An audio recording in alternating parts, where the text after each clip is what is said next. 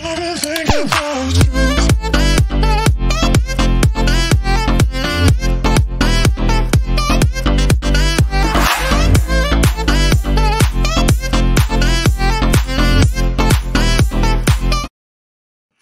guys, ayan guys, magluto tayo guys ng shrimp.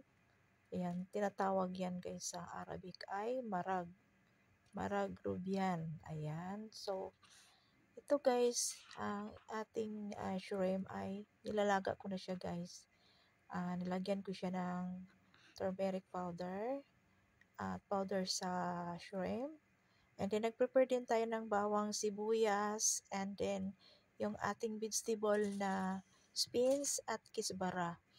At mayroon din tayong dry black lemon at saka tomato paste. So, ayan guys, igisa na natin yung ating bawang at sibuyas kasi magluluto tayo ng marag sa Arabic guys, marag rubian. Ayan. So, yan, hintay lang natin na maging kulay brown yung ating bawang at sibuyas. At saka natin ilagay yung ating shrimp. Ayan. So, ilagay na natin yung ating shrimps. At halo-haloin lang natin siya guys para magisa na natin yung ating shrimps. O, di ba guys, makulay yung ating shrimps, kulay dilaw kasi nilagyan ko siya ng turmeric powder. So, yan yung ating mga arikado na ating ilalagay, yung black pepper powder, yung turmeric, lagyan din natin siya ng konting curry powder. And then, ayan, nakaprepare na yung ating ilalagay na gulay. So, yan ang gulay guys ay tinatawag sa Arabic ay spinach at kisbara. Ayan. So, yan ang ihalo sa kanilang marag. O, diba? Ang sarap din niya guys kasi mabango pag ilagay siya sa marag. O. Ayan. So, yung ating lutong marag, Arabic recipe ito guys.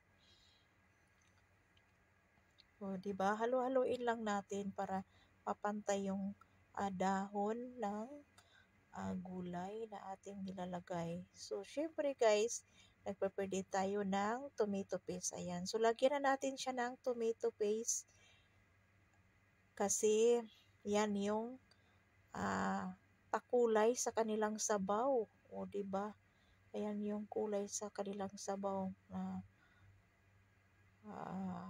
konting mapula-pula yung kanilang sabaw. Di ba? Kasi yan ang tinatawag sa Arabic ay marag. Ayan yung ating marag rubian. Ayan. Igisa na natin lahat yung mga rekado sa ating marag rubian. Ayan, so mag-add tayo ng asin or salt sa ating marag. At saka ngayon, lagyan na natin siya ng tubig. Kulong tubig ang ating ilalagay guys para madali lang siya na kumukulo at daling maluto. Ayan. Ayan. So, ayan nga yung ating marag. At ngayon, yung black lemon guys na dry black lemon. So, ilagay natin siya sa ating marag. Ayan, halo-haloin lang natin siya para matunaw yung ating salt or asin na ating nilalagay sa ating marag na rubian. O, ayan, kumukulo na yung ating marag. Ayan, so nilagyan na natin yung ating dry black lemon. So, ayang black lemon guys ay paasim yan guys sa kanilang marag. Medyo maasim yung marag. Kasi yan yung paborito nila guys na medyo may maasim sa kanilang marag. Ayan. So, ito na guys. Thank you for watching. Ready to serve na yung ating marag Rubian. So, thank you guys.